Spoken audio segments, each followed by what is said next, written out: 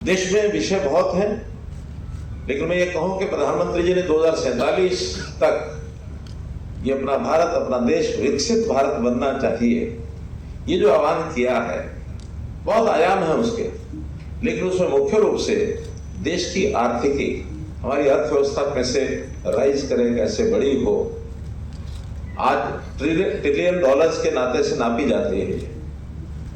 अभी इस समय देश की जो अर्थव्यवस्था है वो 4 ट्रिलियन डॉलर तक हम पहुंच गए हैं। जस्ट आफ्टर 2 इयर्स हम 5 ट्रिलियन डॉलर की जो इकोनॉमी का हमारा टारगेट उसको पूरा करेंगे। और 1947 तक 2047 तक जब देश को आजाद हुए 100 वर्ष पूरे हो जाएंगे तो ऐसा अनुमान है 17 ट्रिलियन डॉलर तक हम पहुंचेंगे। एक बहुत बड़ी छलांग हमको लगानी है। अब जो बहुत बड़ी छलांग लगानी है तो उसमें आकर बहुत सा जो यानी भागीदारी होगी, इसकी पार्टिसिपेशन होगी, जिसको योगदान जिसका होगा वो होगा इंडस्ट्री का। इंडस्ट्री होगा, रोजगार होगा, और इंडस्ट्री रोजगार जब इसका ध्यान करते हैं तो इसका अगर केंद्र बिंदु कोई एक एलिमेंट है, ठीक है, रॉ मटेरियल भी आता है, रोजगार में व्यक्ति भी लगते हैं, मशीनरी भी लगती है, लेकिन अगर कोई एक सेंट्रल फिगर ऐसा एलिमेंट कोई कहेंगे तो वो है पावर। पावर के बिना क्या संभव है बढ़ना? आज वो जो बना चला गया, जब हाथ से सीमेंट स्टील बनाते थे, भट्टी में झोंक करके, और जो हमारे ये स्मालका में फाउंड्री थी जहां कोयले से सब काम हो जाता था, लेकिन आज बिना पावर के हमारी इंडस्ट्री आगे नहीं बढ़ सकती। और पावर की इतनी उपयोगिता, इतनी आवश्यकता, इतनी नीड बढ़ती जा रही है, तो इसकी आपूर्ति ये भी अपने आप में एक बड़ा विषय है। मैं अगर एक स्टेट के नाते हरियाणा की बात करूं तो 2014 में हमने जब सत्ता संभाली उस समय 9000 मेगावाट की आवश्यकता होती थी, और मोर और लेस हमारी उतनी प्रोडक्शन हो जाती थी। ज्यादातर थर्मल पावर प्लांट ही थे और तो कोई साधन था नहीं। बाद में आवश्यकता बढ़ने लगी तो यह आया कि हमें किस प्रकार की ऊर्जा चाहिए, तो हमें रिन्यूएबल एनर्जी के ऊपर आगे बढ़ना पड़ेगा। ये देश भर का आह्वान, दुनिया भर का आह्वान है। तो हमारे यहाँ उतने साधन नहीं थे, लेकिन हमने बाहर से खरीदी, सब किया, लेकिन थर्मल पावर को कम से कम यूज किया जाए। आज वही थर्मल पावर हमारे हैं, एक भी हमने नया बढ़ाया नहीं पिछले 10 साल में, मैं स्वीकार भी करता हूं। लेकिन ऐसा नहीं कि पावर की आवश्यकता नहीं बढ़ी। आज पावर की आवश्यकता एक ऐसे ठीक करेंगे, अगर अगला ठीक ना हो तो 16000 मेगावाट की आवश्यकता है। ठीक है, बस 9000 से 16000 मेगावाट। लेकिन इसको पूर्ति हमने कैसी की, कहां से की? या तो हाइड्रो से आसपास से प्रदेशों में मार्केट से खरीदी, रिन्यूएबल की। अब नए प्रोजेक्ट लगे हैं जिसके अंदर थर्मल पावर हाउस यमुनानगर का शिलान्यास हो गया है। ऐसे ही गोरखपुर का न्यूक्लियर पावर प्रोजेक्ट, वो भी कुछ सालों में पूरा होने वाला है।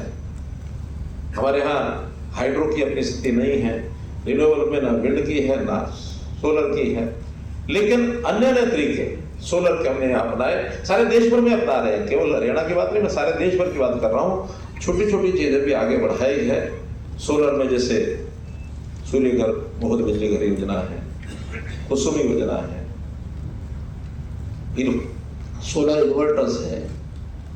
तो इस प्रकार से ये सारे काम आगे किए हैं। सब जब आगे बढ़ रहे हैं अपने टारगेट को पूरा करने के लिए, पूरा डिपार्टमेंट पूरे देश में सब यानी उद्योगपति भी, इंडस्ट्रियल वाले भी, जितने भी स्टेक होल्डर सब लगे हुए हैं। लेकिन 2 विषयों की चर्चा बहुत ज्यादा, जो आज से नहीं, आज से पिछले 20 साल से शुरू हुई है, वो है, एक है ऊर्जा दक्षता, जिसके लिए आज हम सारा काम कर रहे हैं, और दूसरा है पर्यावरण संरक्षण, एनवायरमेंट कंजर्वेशन और एनर्जी एफिशिएंसी। ये दोनों विषय इसलिए महत्वपूर्ण हैं कि लिमिटेशन है तो हमारी ऊर्जा की, आखिर ऊर्जा कितना हम पैदा करेंगे, कितनी बढ़ाएंगे। तो हम क्यों नहीं अपने ऊर्जा को उपयोग जहां होती है उन चीजों का एफिशिएंसी बढ़ाएं, चाहे छोटी चीज हो चाहे बड़ी चीज हो। तो बड़ी चीज तो उद्योग है, उद्योग के अंदर हम अपनी मशीनरी, नई टेक्नोलॉजी के ऊपर आधारित होकर के मशीनरी को बनाएं, जो आज का मुख्य विषय है। मशीनरी वही है, काम उतना ही करना है, लेकिन क्या जितनी बिजली पैदा करते हैं उसमें 10% से लेकर 50% तक इसका बचत कर सकते हैं? क्या होती है, हो सकती है, जिसके लिए ये सैकड़ों टाइप के जो क्लस्टर्स और सेक्टर्स जो बताए हैं, 15-16 प्रकार के सेक्टर्स हैं जिसके आप सब लोग यहाँ आए हैं, सब में ही कुछ ना कुछ उपयोग हो सकता है। आज जो एक ब्रोशर का अभी लॉन्च किया गया है, उस ब्रोशर को मैं देख रहा था कि उसमें सारे सेक्टर्स में दिए गए हैं और ये संख्या में 69 है। तो 69 तरह की जो टेक्नोलॉजी है ये अलग अलग सेक्टर की दी गई है। तो उसमें जैसे अब क्योंकि हरियाणा में खड़े हैं, थोड़ा हरियाणा का जोड़ के मैं कहूँगा, तो इसमें हरियाणा के भी 4 जिलों के अंदर बताया गया है कि करनाल के अंदर केमिकल्स का एक जो सेक्टर है उसमें उद्योग ज्यादा है।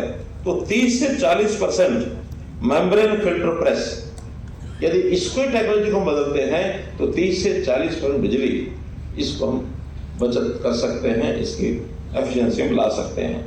कैथल में फूड प्रोसेसिंग, इसमें भी रेडियो फ्रिक्वेंसी हीटिंग क्योंकि बहुत होती है उसके अंदर, तो उसको अगर टेक्नोलॉजी का उपयोग करते हैं तो इसमें 30 से 50% बिजली की बचत कर सकते हैं। और तीसरा जिला इसके अंदर लिखा गया है अंबाला, लो thermal mass card internal kiln, यानी ग्लास और सिरेमिक जो बनाते हैं, तो ग्लास और सिरेमिक के अंदर ये नई टेक्नोलॉजी है, लो thermal mass card internal kiln. इसमें भी हम 13 से 15% बचत कर सकते हैं। ऐसे ही पानीपत में हम जानते हैं कि टेक्सटाइल का ये घर है, इसके अंदर भी gas fired stenters, high speed carding machine, auto loom, ultrasonic technology, ये सब अगर उपयोग करते हैं तो 30 से 50% की बचत हम बिजली पर कर सकते हैं। तो ऐसे सब जिलों में अलग अलग, चाहे पल्प एंड पेपर की इंडस्ट्री हो, स्टील रिकास्टिंग हो, मशीन टूल हो अथवा फाउंड्री हो, या पानीपत में फाउंड्री भी समालखा में बहुत है, उसका उपयोग भी हम कर सकते हैं। लॉस्ट फोम कास्टिंग टेक्नोलॉजी, अब मैं कोई टेक्नोलॉजी का टेक्नीशियन नहीं हूँ, नाम पढ़ के बता रहा हूँ कि ये टेक्नोलॉजी आप लोगों को हो सकता है मेरे से ज़्यादा जानकारी हो, लेकिन इसको अगर लगाएंगे बिजली की बहुत बचत होगी। इस बचत से हमारी अपनी कॉस्टिंग कम होगी, प्रोडक्ट बनेगा उसके ऊपर कॉस्टिंग का लोड कम होगा, जनता में चीज सस्ती जाएगी। बिजली अगर कम होती है तो उसी बची हुई बिजली के अंदर नया उद्योग लगा सकेंगे। और इसके अंदर फिर साथ में जो दूसरा विषय है वो है, जैसा मैंने बताया, एनवायरमेंट फ्रेंडली हमको होना पड़ेगा। तो एनवायरमेंट कंजर्वेशन ये भी अपने में एक दूसरा विषय, इस पर भी आगे अगर बढ़ना है तो बिजली को हमको कम उपयोग करने के लिए आगे आना होगा।